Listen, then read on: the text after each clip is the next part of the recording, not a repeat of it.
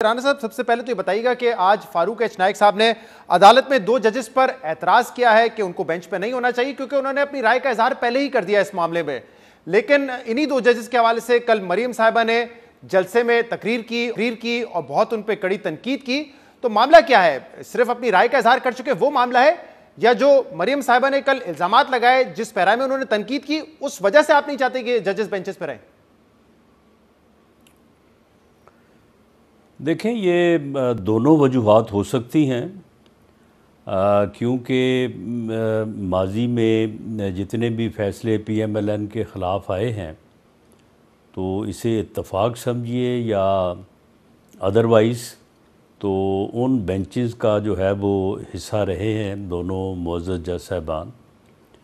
और फिर वो अपने रिमार्क्स में उन्होंने कभी जो है वो बुख़ल से काम नहीं लिया, और हमेशा वो जब बात करते हैं तो वो इंटेंशन को काफ़ी वाज़े करती है। उनमें से एक मुअज़्ज़ज़ जज जो है वो उस मॉनिटरिंग का भी हिस्सा रहे हैं। मॉनिटरिंग जज के तौर पे उन्होंने जो है वो जो केस जिसमें अरशद मलिक ने जो है वो मियां नवाज शरीफ साहब को सज़ा दी थी, और फिर अरशद मलिक ने अपनी वीडियो में ये भी कहा कि मुझे बुला के जज साहब ने कहा था कि 14-14 साल सज़ा दो। मैंने तो मियां साहब बड़ा एक में सज़ा दी है और वो भी 7 साल दी है। तो और दूसरा जिस दिन जी, ये किन जज साहब ने कहा था? आप कह रहे हैं कि 14 साल की सज़ा दे रही है? ये अरशद मलिक साहब की जो वीडियो लीक हुई थी उसमें अरशद मलिक मरहूम ने ये बात की थी कि मुझे बुला के कहा गया, और मॉनिटरिंग जज के मुतल्लिक़ उनका हवाला था कि मुझे कहा गया कि आप जो है वो इस तरह से सज़ा दें, तो मैंने तो फिर भी जो है वो सज़ा बड़ी कम दी है और एक में दी है। अच्छा, अब ये तो जो ये उनका दावा है, इस पे ऑब्वियसली इनकी कभी इंक्वायरी नहीं हुई, प्रोग्राम में तो शामिल नहीं कर सकते, लेकिन जी मुकम्मल कीजिए। हाँ जी, बिल्कुल होगा, बिल्कुल। मैं इस बात को तस्लीम करता हूँ कि दूसरा मौक़िफ़ हो सकता है जी। और उस वक्त अरशद मलिक की वीडियो की इंक्वायरी होनी चाहिए थी, और वो उनकी इंक्वायरी हुई, उन्हें सस्पेंड किया गया, फिर उनको डिसमिस किया गया। लेकिन उस इंक्वायरी उस जो है वो यानी इन्वेस्टिगेशन का हमें हिस्सा नहीं बनाया गया। अगर बनाया जाता तो हो सकता है उनका दावा जो है वो गलत साबित होता या दावा उनका सच साबित होता। अच्छा राणा साहब, कल क्योंकि आप भी सरगोदा में मौजूद थे और मरियम साहिबा ने 5 तस्वीर दिखाई, उन्होंने कहा कि ये वो साजिशी टोला है जो आज भी इमरान खान को सपोर्ट कर रहा है। 2 उसमें हाजिर सर्विस जजेस भी थे, आला अदालत के मुअज़्ज़ज़ जजेस की तस्वीर भी उन्होंने चलाई, उनका नाम भी लिया। लेकिन सब बड़े हैरान हैं कि इसमें जनरल बाजवा साहब की तस्वीर नहीं थी। और मैं इसलिए ये कह रहा हूं कि हैरान है क्योंकि 150 किलोमीटर दूर सरगोदा से गुजरावाला है, जहां पे जब तकरीर नवाज शरीफ साहब ने की थी तो हर मसले की जिम्मेदारी उन्होंने उस वक्त के आर्मी चीफ पर डाली थी, और उस वक्त सिटिंग आर्मी चीफ थे। चाहे उनका जेल में जाना हो, चाहे उनकी हुकूमत का खात्मा हो, चाहे इमरान खान को लाना हो, तमाम जिम्मेदारी उस पर डाली थी। तो ये अचानक से उस लिस्ट में से कैसे माइनस हो चुके हैं? उस वक्त हाजिर सर्विस थे तब नाम ले रहे थे, आज मरियम साहिबा के लब पे उनका नाम ही नहीं है। नहीं, ये कोई इत्तफाक हो सकता है, मुझे नहीं पता कि वो जो है वो किसकी तस्वीर आई और किसकी ना आई। उसमें वो जो 5 किरदारों के ख़िलाफ़, नहीं कोई डील का हिस्सा नहीं है। अब बाजवा साहब से किसी की क्या डील होनी है? बाजवा साहब के साथ जिनकी डील थी वो तो अब वो भी उनके ख़िलाफ़ जो है वो सुबह शाम जो है वो उनके ख़िलाफ़ बात करते हैं जी, और जो बात करते हैं वो यही कहते हैं कि उनकी हुकूमत गिराने में आपकी PDM के साथ जो है वो बाजवा साहब ने रोल प्ले किया था। तो हमारी हुकूमत गिराने में भी तो फिर उन्हीं का हाथ था ना, इनको लाने में भी उन्हीं का हाथ था, तो वो बात क्यों नहीं करते? अब हर बुराई जो है वो उनके ज़ुम्मे लगाते हैं। तो पाकिस्तान मुस्लिम लीग नून का जो मौक़िफ़ है उसमें जो 5 साहिबान हैं उनमें जो है वो 2 आर्मी के साबिक़ रिटायर्ड जनरल साहबान हैं, जिनमें बाजवा साहब हैं और फैज़ हमीद साहब हैं, और 2 ही अदलिया से रिटायर्ड चीफ जस्टिस साहबान हैं, खोसा साहब हैं और बाबा रहमते साहब, साकिब निसार साहब हैं, और 5वां बेनिफिशरी इमरान खान है। तो इसमें अगर कोई तस्वीर कल नहीं नज़र आई तो वो गलत होगा। और इसमें सिर्फ तस्वीर का मामला नहीं है, मुकम्मल तौर पे उनको इग्नोर कर दिया आर्मी गया ना, ऑफिसर तो या नाम ही नहीं आया, जुडिशल ऑफिसर का नाम तो नहीं है। नहीं, मैं कह रहा हूं कि जिनको जिम्मेदार नवाज शरीफ साहब ठहराते थे, सिर्फ उनकी तस्वीर का मामला नहीं है कि तस्वीर नहीं थी, उनका नाम भी नहीं लिया, उनके ऊपर कोई जिम्मेदारी भी नहीं डाली गई। नहीं, उनका नाम देखें, हर मर्तबा को हर नाम जो है वो कोई नाम रह भी सकता है, लेकिन इसमें मरीम नवाज साहबा का अगर आप हवाला दे रहे हैं तो उन्होंने मुतअद्दिद बार बाजवा साहब का नाम लिया है और बड़ा डट के नाम लिया है। और उस वक्त भी लिया जब उनका वो चीफ़ ऑफ आर्मी स्टाफ थे। ये तो आज नाम ले रहे हैं ना, आज जब वो रिटायर्ड हो गए, पहले उनको एक्सटेंशन तक देने को तैयार थे और अब उनका नाम ले रहे हैं, जो कि मैं समझता हूँ कि कोई मुनासिब बात नहीं है। अच्छा राना साहब, आप समेत जो दीगर रहनुमाई इंक्लूडिंग मरीम नवाज साहबा, ख्वाजा आसिफ हसन इकबाल, अभी हमने सुनवाया, आप लोग तो चैलेंज कर रहे थे पीटीआई असेंबलियां तोड़े तो इन दोनों सूबाई असेंबलियों में क्या हम तो जो है पूरे मुल्क में जनरल इलेक्शन करवा देंगे, ये आप उस वक्त बात कर रहे थे। अब मामला ये है कि आपके गवर्नर्स जो है वो डेट देने के लिए तैयार नहीं है, इलेक्शन कमीशन मामलत मांगता है, आप कहते हैं ना सिक्योरिटी देंगे ना फंड्स देंगे। President of Pakistan date announce करते हैं, आप कहते हैं ये तो आर्टिकल 6 इन पे लगना चाहिए, इन्होंने आइन की खिलाफ वर्जी की है। सुप्रीम कोर्ट सुमोटो लेता है तो आप कह रहे हैं कि सुमोटो क्यों ले रहे हैं, तो इसका मतलब तो आप इलेक्शन से भागना चाहते हैं ना, वो तो सिर्फ आपने एक जबानी जमा खर्ची था ना कि हम इलेक्शन लड़ने के लिए तैयार हैं, आप नहीं लड़ना चाहते, इसीलिए कोई भी इकदाम उठाते हैं आप उसके सामने ज़बानी जमा खर्च कैसे हुआ?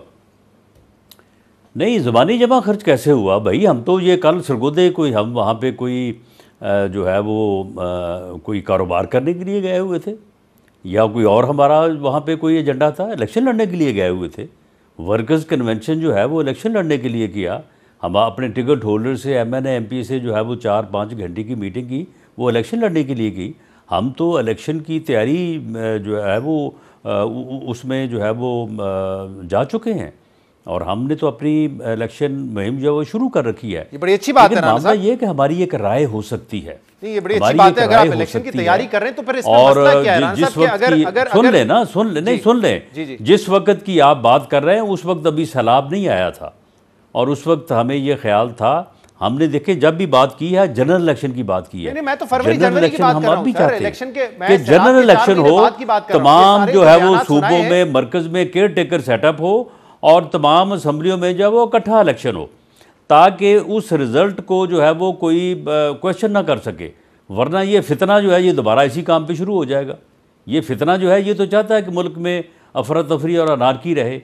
हम इस फितने को ये जो है वो बहाना नहीं देना चाहते, इसलिए हम चाहते हैं कि पूरे मुल्क में केयर टेकर सेटअप हो और जनरल इलेक्शन हो। राना साहब, एक तो जो उस वक्त सैलाब नहीं आया था, उस वक्त सिंध में ऐसे हालात नहीं थे कि जनरल इलेक्शन नहीं हो सकते। जो बयानात सुनाए हैं वो तो असेंबली तोड़ने से चंद रोज पहले के हैं, यानी कि जनवरी के वो शॉर्ट्स हैं, वो सारे बयानात आपके उस वक्त के हैं। लेकिन मैं कह रहा हूं कि अगर आप इलेक्शन लड़ने के लिए तैयार हैं तो फिर सदर पाकिस्तान डेट दे या सुमोटो लेके सुप्रीम कोर्ट इस नतीजे पे पहुंचे कि कौन डेट देगा, इस पर ऐतराज क्यों करते हैं? डेट देने दें, आपको भी पीटीआई की तरह जल्दी होनी चाहिए कि डेट दें ताकि हम इलेक्शन में जाएं। आप नहीं करते ये?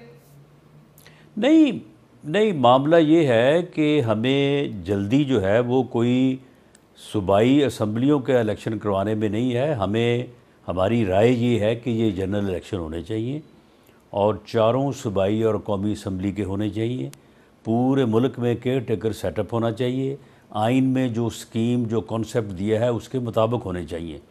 ये जल्दी जो है ये सिर्फ इस फितने को है, ये फितना चाहता है कि आइनी तौर पे जो कंसेप्ट दिया गया है उसके मुताबिक इलेक्शन ना हो, ताकि मुझे हारने के बाद दोबारा से जो है वो कोई लॉन्ग मार्च करने का, फितना फैलाने का, तो राना साहब, टू बी स्पेसिफिक, आपकी जमात जो है इन दो असेंबलियों में, सिर्फ इन दो असेंबलियों में 90 दिन के अंदर इंतखाबात करवाने के खिलाफ है कि इन दो असेंबलियों में इलेक्शन नहीं होने चाहिए 90 दिन के अंदर। जी, हम देखें, इलेक्शन करवाना जो है वो इलेक्शन कमीशन का काम है। हमारी एक राय है और जो हमने सदर ममलकत के तारीख देने की मुखालफत की तो वो सही की है। सदर जो है वो वर्कर ना बने पीटीआई का, वो जो है वो यूथिया ना बने, वो सदर ममलकत बने और उसका तो ये काम ही नहीं है जो उसने किया है। ओहदे की तो रिस्पेक्ट कर लें कम से कम। भी सदर पाकिस्तान है तो वो सदर पाकिस्तान वाला काम करे ना। और रही बात सो मोटो नोटिस की, सो मोटो नोटिस जो है वो चीफ जस्टिस का प्रोगेटिव है। तो ये जो उस दिन बेंच ने जो एक और केस सुनते हुए, और वो भी गुलाम मोहम्मद डोगर का, और उसके बाद जो उसकी वो ऑडियो लीक आई है, तो उसने जो है वो एक ऐसी सूरत हाल पैदा की कि जिसके ऊपर जो है वो सभी को जो है वो तशवीश है। तो राना साहब बेसिकली क्योंकि ये जो समात है, जो सू मोटो है, वो 2 सूबाई असेंबलियों में इलेक्शन के हवाले से कि 90 दिन के अंदर इलेक्शन करवाने हैं और ये फैसला किसने करना है और किसने जिम्मेदारी पूरी करनी है। तो यहां पे जो आपके वकला होंगे वो पार्टी का मौकिफ ये रखेंगे कि हम इस इलेक्शन के खिलाफ है कि दोनों सूबाई असेंबलियों में इलेक्शन नहीं होने चाहिए 90 दिन के अंदर। ये आपका मौकिफ होगा? नहीं, हम ये नहीं रखेंगे। हम ये रखेंगे कि दोनों ये इलेक्शन जो हैं ये जनरल इलेक्शन होने चाहिए और आइन के मुताबिक होने चाहिए, जो आइन में स्कीम है उसके मुताबिक होने चाहिए। और जो कल क्वेश्चन जो है वो एक मुअज़्ज़ज़ जज ने भी उठाया है कि ये तो देखा जाए कि ये असम्बलियाँ जो हैं वो एक आदमी जो कि फ़ितना फैलाना चाहता है इस मुल्क में और ख़ुद अपनी ज़ात में एक फ़ितना है, उसने अपनी हट दर्मी, अपनी जो है वो ज़िद की भीड़ तो नहीं इन असम्बलियों को चढ़ा दिया। हाँ, लेकिन ये पहलू भी जो है वो देखा जाना चाहिए और ये भी देखा जाना चाहिए कि क्या इस मुल्क में इस तरह से विदाउट केयर टेकर जो है वो कॉन्सेप्ट, क्या मुल्क में फ्री फेयर इलेक्शन हो सकते हैं? ये इलेक्शन जो है इस मुल्क को किसी और हादसे से, एक और तरह की अफरा तफरी और जो है वो सूरत हाल से 2-4 तो नहीं कर देंगे। जब असेंबली तोड़ी गई और ये फैसला किया गया, देखने वाली है ना, फैसला किया गया असेंबली तोड़ने का, तो उस वक्त की जो ऑपोजिशन थी पंजाब असेंबली में उसने चैलेंज नहीं किया, उसने उस फैसले को चैलेंज तो नहीं किया। तो अब आप किस तरीके से, उस वक्त हुकूमत जाके कह देगी अदालत में देखें हमारा फैसला था, ना ऑपोजिशन ने भी कोई एतराज नहीं किया। चैलेंज करना, देखें हकायक जो है वो चैलेंज करने से या ना करने से कोई तब्दील नहीं हो जाते। इस मुल्क में आइन भी री राइट हुआ है जिस वजह से ये मुल्क जो है वो इस बहरान को पहुंचा है। सही, बहुत बहुत शुक्रिया। तो ये सारी चीज़ें जो हैं अब हम तो कहते हैं कि फुल बेंच बैठे और इन सारी चीज़ों बहुत बहुत